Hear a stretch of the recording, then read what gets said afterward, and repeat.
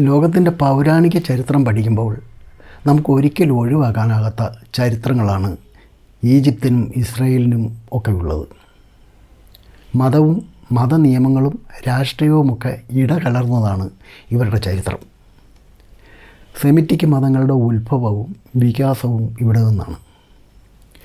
ലോക ചരിത്രത്തിൽ സെമിറ്റിക് മതങ്ങളുടെ സ്വാധീനം വളരെ വലുതാണ്. അടിച്ചമർത്തലിൻ്റെയും പിടിച്ചടക്കലിൻ്റെയും ചെറുത്തുനിൽപ്പിൻ്റെയും പാലായനത്തിൻ്റെയും അതിജീവനത്തിൻ്റെയും ഒക്കെ രക്തരൂക്ഷിതമായ ചരിത്രം പേർന്നവരാണ് ജൂതന്മാർ. അബ്രഹാമിക മതങ്ങളുടെ ആവിർഭാവം ഇവരിലൂടെ എന്നാണ് ചരിത്രത്തിൽ നിന്ന് നമുക്ക് മനസ്സിലാക്കാൻ പറ്റുന്നത്. അവരുടെ ചരിത്ര വഴികളിലൂടെ ചെറിയൊരു യാത്രയാണ് ഇന്ന്. നമസ്കാരം, ലോകായനത്തിലേക്ക് എല്ലാവർക്കും സ്വാഗതം. മധ്യപൂർവേഷ്യയിൽ ഉടലെടുത്ത മതങ്ങളിൽ വിശ്വസിക്കുന്ന ജനവിഭാഗങ്ങളെയാണ് നമ്മൾ പൊതുവെ സെമിറ്റിക് ജനത എന്നതുകൊണ്ട് ഉദ്ദേശിക്കുന്നത്. യഹൂദർ, ക്രിസ്ത്യാനികൾ, മുസ്ലിങ്ങളായിട്ടുള്ള അറബികൾ, ഇറാഖിലും സിറിയയിലുമുള്ള ഒരു ചെറു ന്യൂനപക്ഷ ജനതയായ അസീറിയൻ, ലെബനോനിൽ കാണപ്പെടുന്ന ഒരു ജനവിഭാഗമായ ഫിനീഷ്യർ എന്നിവരൊക്കെ സെമിറ്റിക് ജനതകളാണ്. യാഹുവ അല്ലെങ്കിൽ യഹോവയാണ് ഇവരുടെ പൊതു ആരാധ്യനായ ദൈവം. അബ്രഹാമിനാൽ സ്ഥാപിക്കപ്പെട്ടതെന്ന് വിശ്വസിക്കപ്പെടുന്ന ഏകദൈവവിശ്വാസം പുലർത്തുന്ന ഒരു പ്രാചീന വംശത്തിൻ്റെ ശാഖകളാണ് വിവിധ സെമിറ്റിക് ജനതകൾ. ഇവർ സംസാരിക്കുന്ന ഭാഷകളെ മൊത്തമായി സെമിറ്റിക് ഭാഷകൾ എന്നാണ് പറയുന്നത്. അതിൽ അക്കാഡിയൻ, അരമായ, ഹീബ്രു, അറബി എന്നീ ഭാഷകളാണ് പ്രധാനമായും ഈ വിഭാഗത്തിൽപ്പെടുന്നത്. ലോകത്തിലെ പ്രധാന 3 മതങ്ങളായ യഹൂദമതം, ക്രിസ്തുമതം, ഇസ്ലാം എന്നിവ ഈ ഭാഷകൾ സംസാരിക്കുന്ന ജനങ്ങളുടെ ഇടയിൽ നിന്നാണ് ഉത്ഭവിച്ചത്. അതുകൊണ്ടാണ് ഈ മതവിഭാഗങ്ങളെ സെമിറ്റിക് മതങ്ങൾ എന്ന് വിളിക്കുന്നത്. എന്നാൽ ക്രിസ്ത്യൻ, ഇസ്ലാം വിശ്വാസങ്ങൾക്ക് ബീജാവാപം ചെയ്തത് യഹൂദരുടെ മതഗ്രന്ഥമായ ഹീബ്രു ബൈബിളാണ്. തെക്കൻ മെസപ്പൊട്ടോമിയയിലെ കൽദായരുടെ ഉറിൽ നിന്ന് ഹാരാൻ വഴി ദൈവികമായ തെരഞ്ഞെടുപ്പിലൂടെ വാഗ്ദത്ത ഭൂമിയായ ഇസ്രായേലിലെത്തിയവനും എല്ലാ വിശ്വാസികളുടെയും പിതാവുമായ അബ്രഹാമിൻ്റെ ധാർമ്മിക പാരമ്പര്യത്തിൽപ്പെട്ടവരായി യഹൂദർ സ്വയം കരുതുന്നു. അബ്രഹാമിൻ്റെ പേരക്കിടാവായ യാക്കോബിൻ്റെ 12 മക്കളിൽ ഒരാളായ യഹൂദയുടെ പേരിലാണ് ഈ മതം ഇന്നറിയപ്പെടുന്നത്. യഹൂദ എന്ന പേരാകട്ടെ യഹോവ എന്ന ദൈവനാമവുമായും ബന്ധപ്പെട്ടിരിക്കുന്നു. ദൈവം ഏകനാണെന്നും യഹൂദർ ദൈവത്താൽ തിരഞ്ഞെടുക്കപ്പെട്ട വിശുദ്ധ ജനമാണെന്നുമുള്ള വിശ്വാസമാണ് യഹൂദ ധാർമ്മികതയുടെ കാതൽ. ഹീബ്രു ബൈബിൾ പ്രകാരം നോഹയുടെ മക്കളിൽ ഒരാളായിരുന്നു ഷെം. ഷെമ്മിൽ നിന്നുത്ഭവിച്ചത് എന്ന അർത്ഥത്തിൽ നിന്നാണ് സെമിറ്റിക് എന്ന വാക്കുണ്ടായതെന്നാണ് ഗവേഷകർ പറയുന്നത്. 5 ആൺമക്കളാണ് ഷെമ്മിനുണ്ടായിരുന്നത്. ഇദ്ദേഹത്തിൻ്റെ മകനായ അർപ്പാക്ഷാഡിൻ്റെ സന്തതി പരമ്പരകളിൽപ്പെട്ട അബ്രഹാം ഹീബ്രുക്കളുടെയും അറബികളുടെയും പിതാമഹൻ ആണെന്നാണ് വിശ്വസിക്കപ്പെടുന്നത്. ഇസ്ലാമിക വിശ്വാസങ്ങളനുസരിച്ച് ഷെം നൂഹ് നബിയുടെ വിശ്വാസികളായ മക്കളിൽ ഒരാളാണ്. നൂഹ് നബിക്ക് ശേഷം പ്രവാചക സ്ഥാനം ലഭിച്ച ആളായിട്ട് അവർ ഷെമ്മിനെ കണക്കാക്കുന്നു. എബ്രായ ബൈബിളിലെ മൂലഗ്രന്ഥങ്ങളുടെ അംഗീകൃത സംഹിതയെ സൂചിപ്പിക്കാൻ യഹൂദർ ഉപയോഗിക്കുന്ന പേരാണ് തനക്ക്.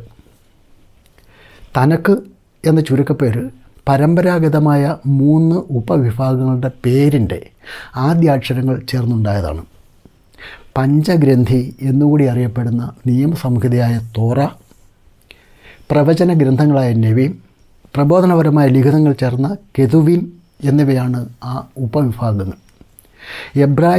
എബ്രായർ ഉപയോഗിക്കുന്ന മറ്റൊരു വാക്കാണ് വായിക്കപ്പെടുന്നത് എന്നർത്ഥമുള്ള മിക്ര. ക്രിസ്ത്യൻ ബൈബിളിൻ്റെ പുരാതന ഗ്രീക്ക് പരിഭാഷയാണ് സെപ്തജിൻ്റ്. ചെറിയ പുസ്തകം എന്നർത്ഥം വരുന്ന ബിബ്ലിയ എന്ന ഗ്രീക്ക് വാക്കിൽ നിന്നാണ് ബൈബിൾ എന്ന പദം പ്രയോഗത്തിലെത്തിയത്. ദൈവവും മനുഷ്യനും തമ്മിലുള്ള ബന്ധത്തിൻ്റെ രേഖയായും ദൈവവചനമായുമൊക്കെയാണ് വിശ്വാസികൾ ബൈബിളിനെ കരുതി പോരുന്നത്.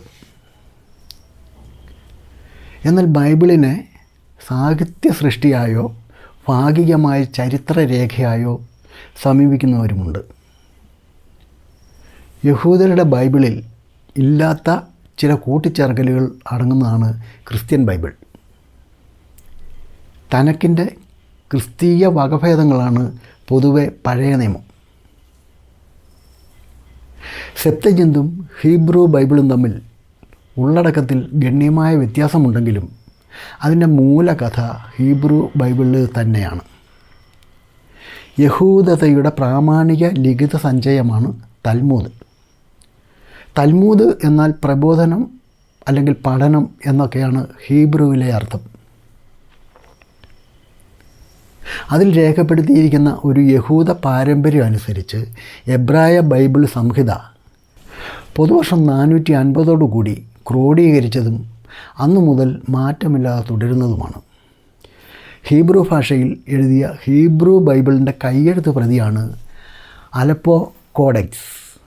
ഹീബ്രു ബൈബിൾ അതിൻ്റെ ഇന്നത്തെ രൂപത്തിലെത്തിയിരിക്കുന്നത് ഏതാണ്ട് BCE 2-ാം നൂറ്റാണ്ടിലാണ്.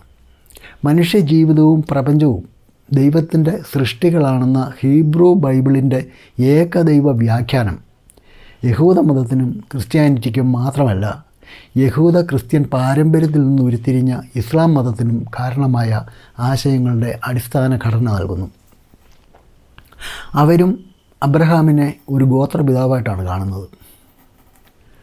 ബാബിലോൺ പ്രവാസത്തെ തുടർന്നുള്ള പേർഷ്യൻ, യവന, ഹാസ്മോനിയൻ, റോമൻ ആധിപത്യകാലങ്ങളിൽ നിരന്തരം മാറിക്കൊണ്ടിരുന്ന രാഷ്ട്രീയ സാഹചര്യങ്ങൾക്കനുസരിച്ച് യഹൂദ വിശ്വാസം പലതരത്തിലുള്ള പരിവർത്തനങ്ങളിലൂടെ കടന്നുപോയി. മരണാനന്തര ജീവിതത്തിലും മാലാഖമാരിലും മറ്റുമുള്ള വിശ്വാസങ്ങൾ വ്യക്തമായ രൂപത്തിൽ യഹൂദതയിൽ കടന്നു വന്നത് ഈ നൂറ്റാണ്ടുകളിലെ തിക്തമായ ലൗകിക സാഹചര്യങ്ങളിലായിരുന്നു. ഈ വിധമുള്ള നവീനതകൾക്കൊപ്പം അവയെ എതിർത്ത മൗലികവാദ പക്ഷങ്ങളും നിലവിലിരുന്നു. ഹാസ്മോനിയൻ ഭരണകാലം മുതൽ പരീശന്മാരും സദുക്കായരും ഈ ചിന്താധാരകളുടെ വക്താക്കളായി.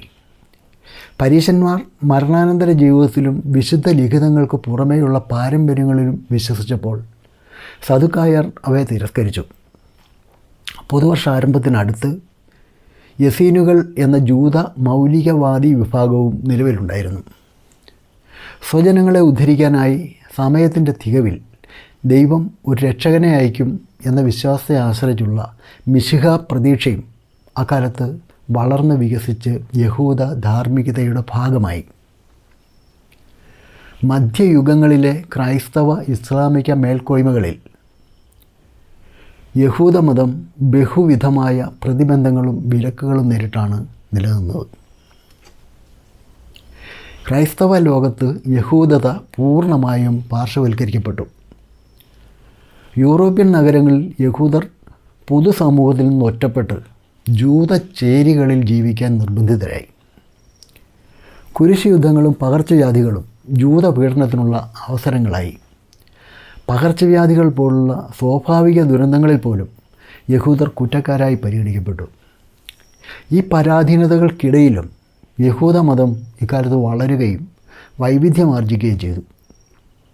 യഹൂദതയിലെ മിസ്റ്റിക് മുന്നേറ്റമായ കബല്ല യഹൂദ വിശ്വാസത്തിൻ്റെ റാബിനിക ഭാഷ്യമായ താൽമൂദിനെ നിരസിച്ച് തോറയുടെ ആദിമ സംശുദ്ധിയിലേക്ക് മടങ്ങാൻ ആഹ്വാനം ചെയ്ത കരായിസം തുടങ്ങിയവ യഹൂദ മതത്തിൽ ഇക്കാലത്ത് രൂപപ്പെട്ട പ്രസ്ഥാനങ്ങളായിരുന്നു. ഇസ്ലാമിക ശാസനങ്ങളിലും യഹൂദർക്കെതിരായ നിരോധനങ്ങൾ നിലനിന്നിരുന്നു.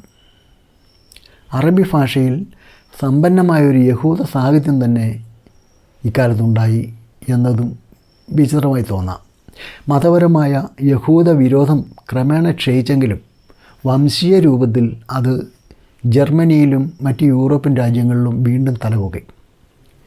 യഹൂദ വംശജരുടെ കൂട്ടക്കൊലകൾ ജർമ്മനിയിലും റഷ്യയിലും കിഴക്കൻ യൂറോപ്യൻ രാജ്യങ്ങളിലും 19-ാം നൂറ്റാണ്ടിലും 20-ാം നൂറ്റാണ്ടിൻ്റെ തുടക്കത്തിലും നടന്നിരുന്നു. ജൂത സംസ്കാരത്തിനും ദേശീയ അഭിലാഷങ്ങൾക്കും വേണ്ടി നിലകൊള്ളുന്ന സിയോണിസ്റ്റ് പ്രസ്ഥാനത്തിൻ്റെ പിറവിക്ക് ഈ സാഹചര്യങ്ങൾ 19-ാം നൂറ്റാണ്ടിൻ്റെ അന്ത്യത്തിൽ പ്രചോദനമായി. ജെറുസലേം എന്നർത്ഥം വരുന്ന സിയോൺ എന്ന ഹീബ്രു പദത്തിൽ നിന്നുമാണ് സിയോണിസം എന്ന പദം ഉത്ഭവിച്ചത്. വാഗ്ദത്ത ഭൂമിയായി അവകാശപ്പെട്ട പലസ്തീനയിലേക്കുള്ള യഹൂദരുടെ വൻതോതിലുള്ള കുടിയേറ്റത്തെ ഈ പ്രസ്ഥാനം പ്രോത്സാഹിപ്പിച്ചു. ഒന്നാം ലോകമഹായുദ്ധത്തിൽ തുർക്കിയുടെ പരാജയത്തെ തുടർന്ന് ബ്രിട്ടൻ്റെ നിയന്ത്രണത്തിലായ പലസ്തീനയിൽ യഹൂദരാഷ്ട്രം സ്ഥാപിക്കുന്നതിനെ തത്വത്തിൽ അംഗീകരിക്കുന്ന 1917 ബാൾഫോർ പ്രഖ്യാപനം പുറപ്പെടുവിക്കാൻ ബ്രിട്ടീഷ് സർക്കാരിനെ പ്രേരിപ്പിച്ചത് ബ്രിട്ടനിലെ സിയോണിസ്റ്റുകളായിരുന്നു. എന്നാൽ രണ്ടാം ലോകമഹായുദ്ധത്തിനിടെ ജർമ്മനിയിലെ നാസി ഭരണകൂടം വ്യാപകമായി നടത്തിയ ജൂതഹത്യ യൂറോപ്പിലെ യഹൂദരുടെ അവസ്ഥയിലേക്ക് ലോക ശ്രദ്ധ തിരിച്ചു. 1948 സ്വതന്ത്ര ഇസ്രായേൽ രാഷ്ട്രം ഐക്യരാഷ്ട്രസഭയിലെ ഭൂരിപക്ഷ തീരുമാനത്തിൻ്റെ അടിസ്ഥാനത്തിൽ നിലവിൽ വന്നു. ലോകമൊട്ടാകെയുള്ള ജൂതന്മാരിൽ 40% ഇതിനകം ഇസ്രായേലിലേക്ക് കുടിയേറി കഴിഞ്ഞതായി കരുതപ്പെട്ടു. പലസ്തീനയിലേക്കുള്ള ജൂത കുടിയേറ്റം അറബി ഇസ്ലാമിക ലോകത്ത് അമർഷത്തിനും പ്രതിഷേധങ്ങൾക്കും തീവ്രമായ പ്രതികരണങ്ങൾക്കും കാരണമായി. ബൈബിളിനെ പ്രമാണമാക്കി വാഗ്ദത്ത ഭൂമിയെക്കുറിച്ച് യഹൂദർ നടത്തിയ അവകാശവാദം വ്യാപകമായി ചോദ്യം ചെയ്യപ്പെട്ടു. ജൂത കുടിയേറ്റവും ഇസ്രായേലിൻ്റെ സ്ഥാപനവും തുടർന്നുണ്ടായ യുദ്ധങ്ങളും ലക്ഷക്കണക്കിന് പാലസ്തീനികളെ അഭയാർത്ഥികളാക്കി. ഇതിൻ്റെ അനന്തരഫലങ്ങൾ ഇന്നും പരിഹരിക്കാതെ നിലനിൽക്കുന്നു.